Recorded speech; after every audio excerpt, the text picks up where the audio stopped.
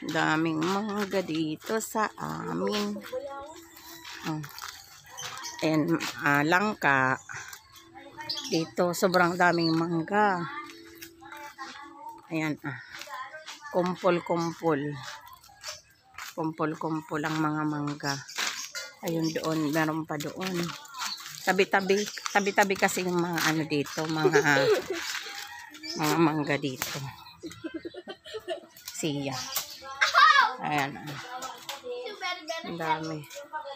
Nagluluto sila ng binutong. Sa Bicol, ang tawag binutong. Malagkit na bigas na nilagay sa daon ng saging na may gata.